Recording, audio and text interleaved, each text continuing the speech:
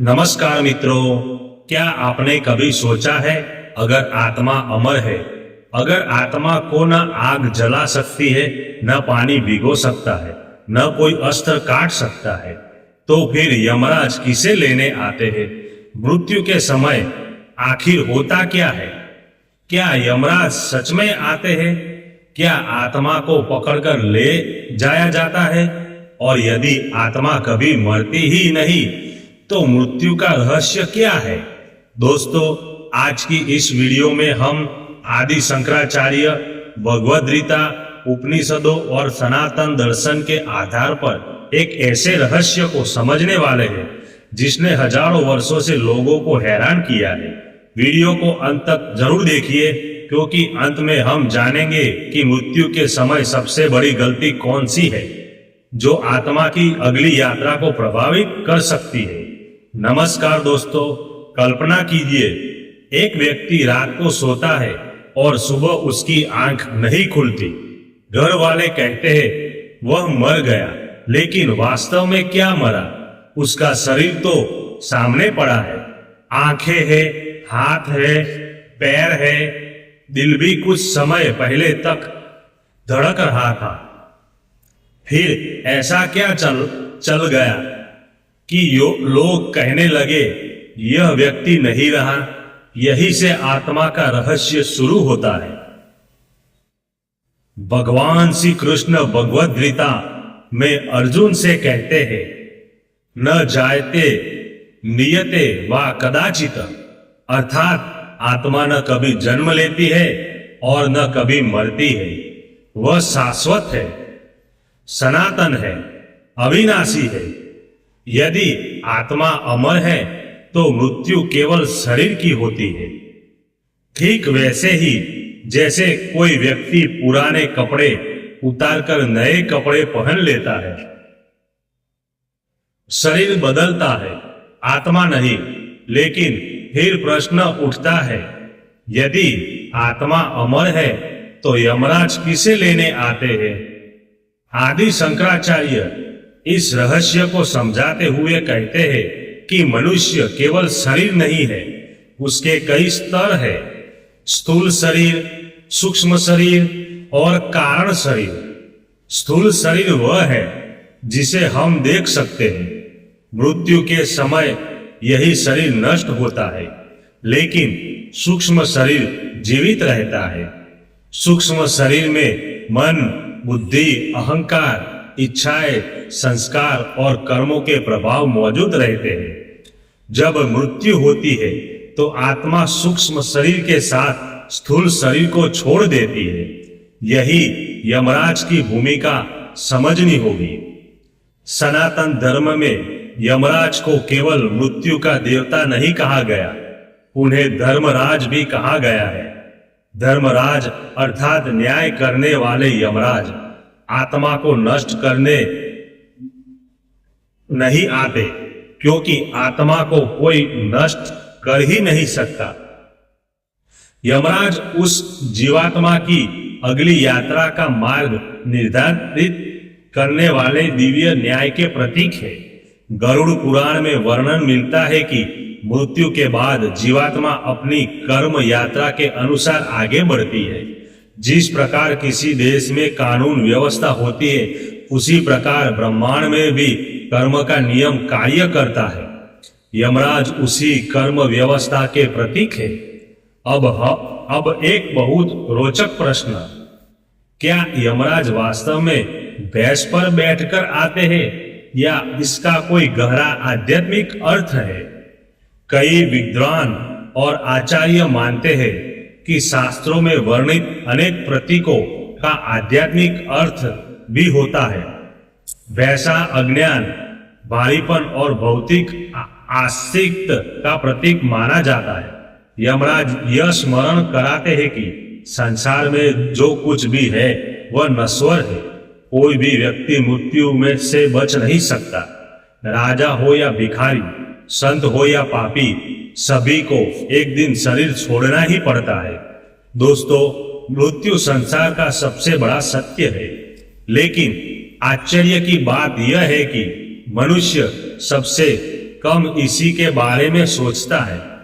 आदि शंकराचार्य ने कहा था, पुनरपि जनन पुनरपि मरणम, बार बार जन्म, बार बार मृत्यु और बार बार संसार के चक्र में घूमना। जब तक आत्मा अपने वास्तविक स्वरूप को नहीं पहचानती तब तक यह यात्रा चलती रहती है। यही से पुनर्जन्म का सिद्धांत सामने आता है। कल्पना कीजिए, एक छात्र परीक्षा में असफल हो जाता है। क्या स्कूल उसे हमेशा के लिए निकाल देता है? नहीं, उसे दोबारा अवसर दिया जाता है। उसी प्रकार आत्मा भी अपने अधूरे कर्मों और सीखों को पूरा करने के लिए नए जन्म लेती रहती है। अब प्रश्न उठता है, मृत्यु के समय क्या होता है? शास्त्रों के अनुसार मृत्यु अचानक नहीं होती, यह एक प्रक्रिया है।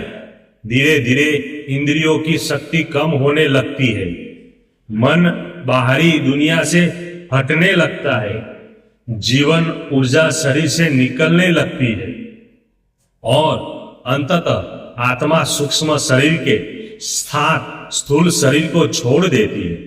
इसी क्षण को मृत्यु कहा जाता है।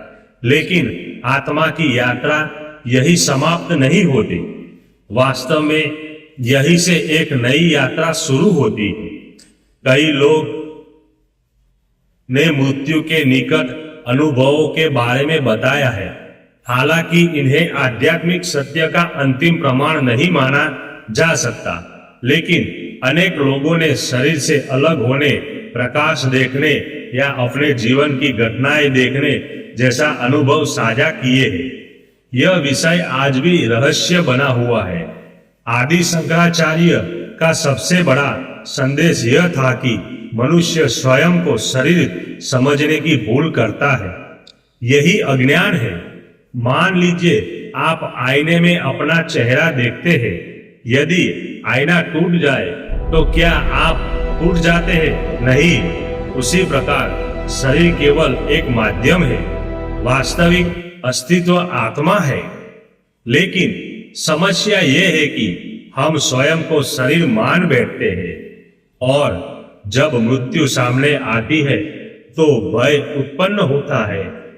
ज्ञानी व्यक्ति मृत्यु से नहीं डरता, क्योंकि वह जानता है कि जो समाप्त होने वाला है वह शरीर है, मैं नहीं।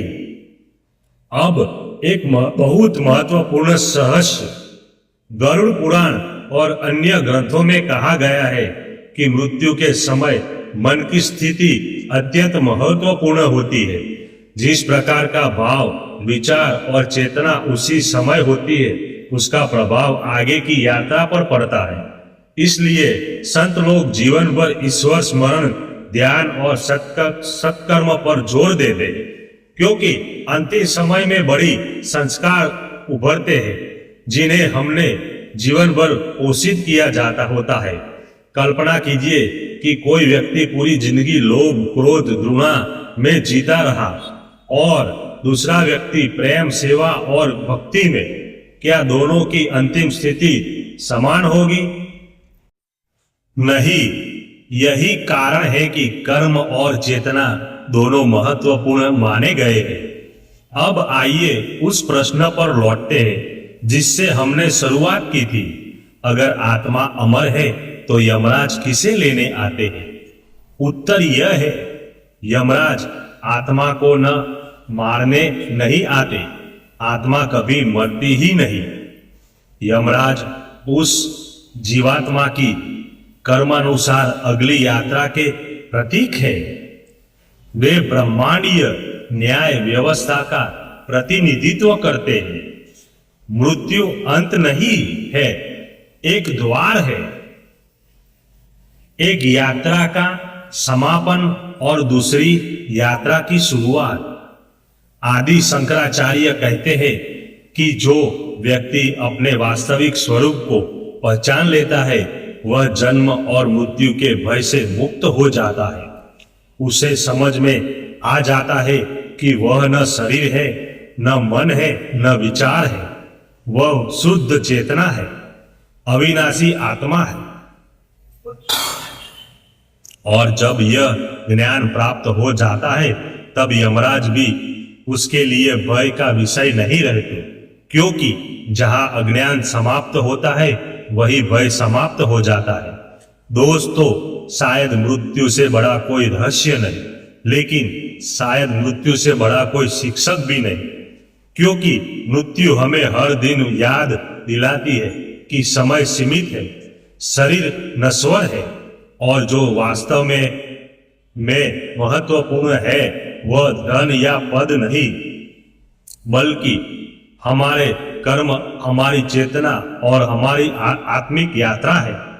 जो आज की वीडियो समाप्त करने से पहले एक प्रश्न अपने आप से पूछिए। यदि आज आपको पता चले कि आपके पास केवल 1 वर्ष का जीवन शेष है, तो क्या आप वैसे ही जिएंगे जैसे अभी जी रहे हैं, या कुछ बदल जाएगा? शायद इसी प्रश्न का उत्तर आपको जीवन का वास्तविक अर्थ बता दे।